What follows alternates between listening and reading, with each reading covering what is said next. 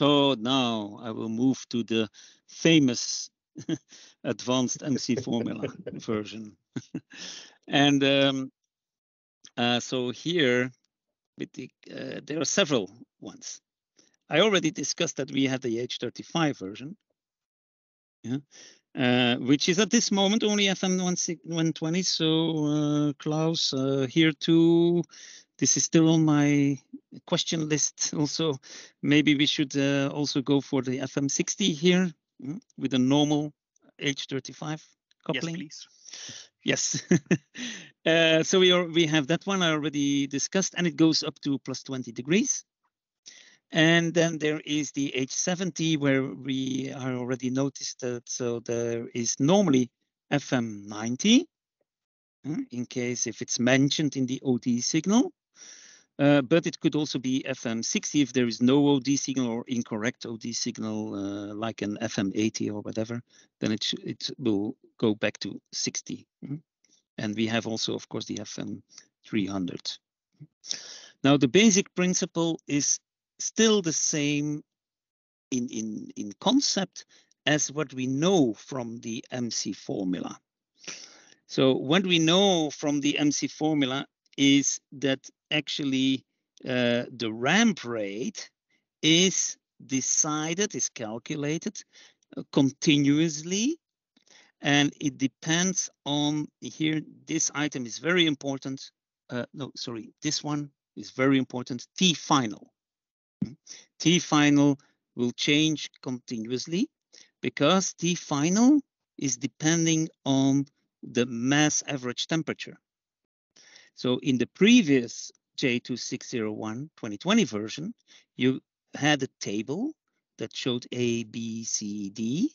Those were numbers from the table. And then you calculated the T final value, which changed with MAT. Now this is changed. We are not doing this anymore. Now we are going to take the T final values directly from tables.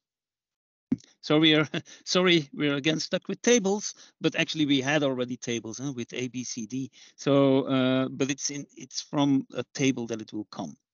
And then this T final value will be adjusted further with several correction values, alpha, beta.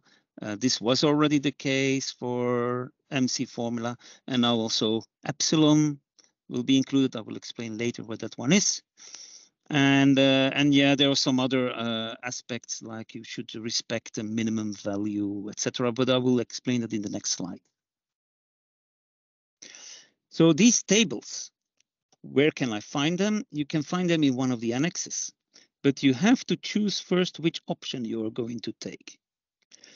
Do you want a station which provides a little bit faster fueling than other stations? Then you can go for option A, the advanced version. But as you can see, there are a lot of tables to be programmed. These tables are depending on the total volume from, in this case, it's H70 as an example, but there are also tables for H35 that go up to 7,500. So you have to choose the volume. And then you choose the TVL value. And for example, I have 1,700 liter, 10 tanks of 6.84 kilogram. And I will continue to use this example in the next slides, by the way. Then I need to choose table D40 and also D41 because 1,700 is right in between. And I call D40, I call it table below, and D41, I call it table above. If you don't want to program so many tables, you can still go for option B. That's the basic version. It's still fast fueling, but a little bit slower than option A.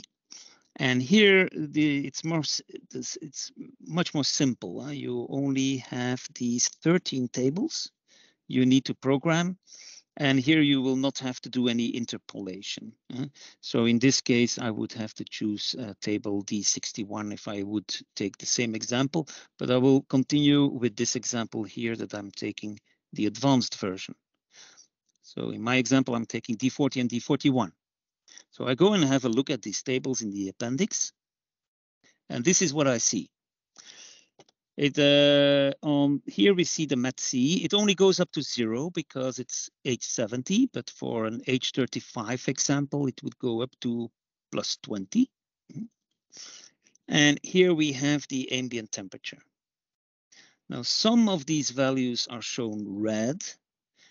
Red means actually you're not allowed to use these values because it's slower than 1 megapascal per minute, which is the slowest allowable ramp rate in order to avoid chattering of the check valves.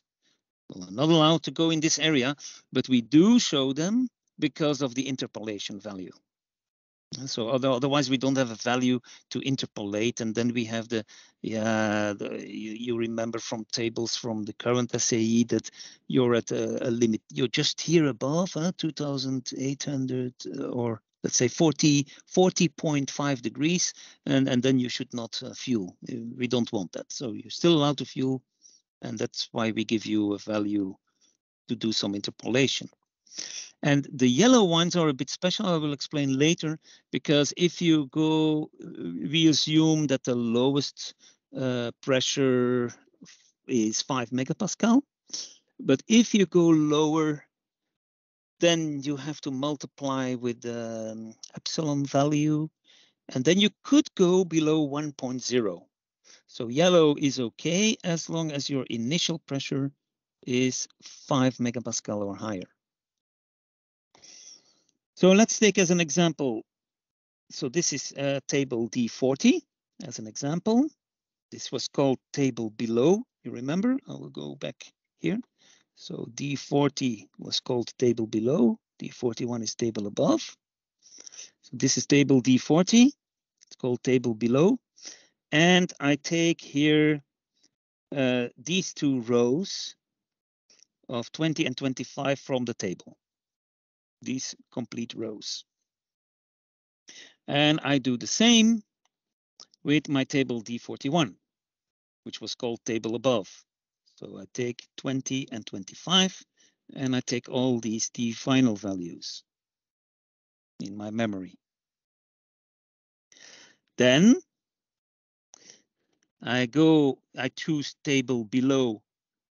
I had 20 degrees and 25 degrees. I will take first the 25 degrees from table below and table above, and then I do an interpolation of these two values. So in case if it's minus 20 degrees, probably it's somewhere around 750 seconds. Yeah, these are seconds, by the way. And then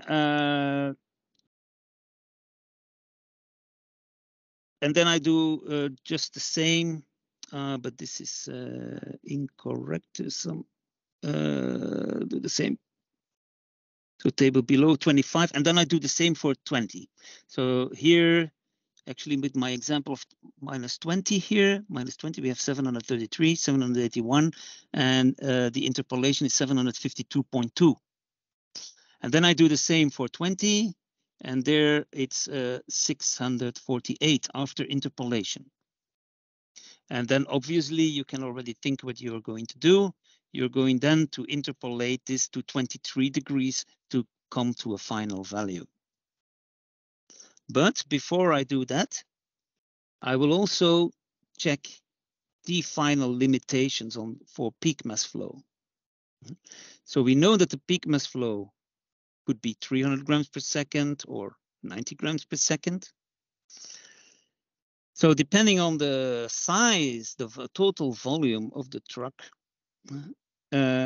it will result to a minimum time to prevent exceeding this value. So here you have to enter your FM value, and you use this formula. I have no idea how Steve Mattelaer can create these formulas. No idea, but I trust him. As a T final min. And then you can see here on this table, when I enter the values of VCHSS into this formula, then I can see here this curve. So the blue one is for FM 300, So at 2,500 liters, the minimum time of T final is 500. But for an FM90, it would be 1,500. And you're not, and this will be the minimum time. So you cannot go below that value, whatever the table shows, which you have just interpolated. But there is another item which says you're not allowed to go below 200. So for example, for very, very small tank systems, you could go below 200. This is not allowed. So now I go back to my interpolation of 20 with 25. I come to this 23 table, 23 degrees ambient temperature. And this is the table which I use for my fueling. Finally, I have my interpolated table. So that's why this is called option A, the advanced version, but also the most complicated version. And so here you can see that your time is between 185 seconds. Whoa, that's 3 minutes. And 2,380 seconds. That's an hour. But obviously you will never be allowed to go to 185 seconds. Why not? Because I have to use that minimum time calculation. And here I'm making an example. So again, my same example of 1,700 liter truck. And I do my calculation from the previous slide. So just as a reminder, this formula here. And then I do my calculation for an FM300, it's 324 seconds. For an FM90, it's 1,081 seconds. So in other words, these values here from minus 32 degrees to minus 40, you will never take because you need to take the 324 seconds. Yeah, so this becomes 324, 324, 324, 324, 324, and then we come 337, and then you go up, up, up, up, up, depending on your dispenser temperature. And of course, for FM90, it's 1,081 seconds. So all these values here become 1,081. And only as of minus 14 degrees, dispensing temperature, or actually not dispensing temperature, MATC, sorry for that, is mass average temperature, then you go and increase the value. So my conclusion, for example, is so the first stations, I guess, will have the mid-flow receptacle, so the FM90 nozzle that will use a -5. So if you have a 90 grams per second nozzle, then I think it does not make a lot of sense to use T40 cooling. Yeah. So because if you go in this range, it doesn't matter, right? If you go to minus 20 degrees or minus 40. So you can play a little bit with your cooling, depending on, you can say, okay, I'm going to save some energy by just staying here in this range, because for this vehicle, my 1,700 liter vehicle, I will never have any benefit of going into very low temperatures. So I made here a comparison with, again, the same example, my 1,700 liter vehicle with 10 tanks, each 6.84 kilogram. And I made myself the comparison, and here you can see these T final values, which are different. And so option B seems to be in the T20, T30 range, about 30 seconds slower than option A. So you could say, okay, I want my station to be the fastest. You go for option A, complicated one, or you say, oh, I don't care about these 30 seconds. But this is just one example, of course. You should do the calculation yourself for many different situations. But at 23 degrees Celsius for this kind of vehicle, where the 30 seconds doesn't make a lot of difference, I will go for option B. So that's a decision you have to make yourself as a station manufacturer. Now, I told you these T final values need to be adjusted. I already explained you the minimum one, but they're even for the other ones, they are going to be adjusted also, depending on three adjustments. The first two we already know from the 2020 version from J2601, alpha and beta. So there is no difference, that remains as it is. So the alpha was an adjustment made on how much you are deviating from your pressure ramp rate. Then you have to go slower. And the beta one was how much you deviate in your station pressure, especially the initial station pressure. But now you have as a new item the epsilon, and the epsilon is a correction factor that you have to do in case the initial pressure is less than 5 megapascal. So if your truck arrives with an empty tank, then you, in this formula, as you can see, P initial is included. There is also an omega factor here, but okay, I'm not going to explain all formulas. There is another formula for omega. It's a factor depending on T amp. But in the end, it will result in, of course, a slower fueling as expected. And then you have to multiply again, but with the T final calc value in order to get the T final value. But it's called T final calc, but it's actually not really calculated, but coming from the table interpolation, which we have just done, which I just have explained previously. So actually it should be T final table would be a better name, but yeah, we've called it T final calc. So that's the basic concept of MCF HFG. I hope that it was clear enough. And if we see that several participants have left, it means it was not clear. So I don't know how many participants there are. No. There are still yeah.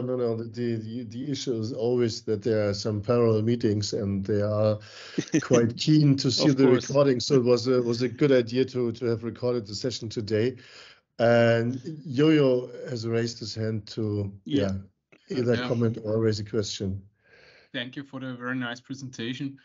Just a question: is there are there any plans for an official tool to validate the program code of this complex refueling method, like the MC validator, which also has been developed by Steve, I think, and Wenger, and it's very helpful to validate if the coding is correct, and also not only the coding, also the reaction of the refueling station to this refueling protocol.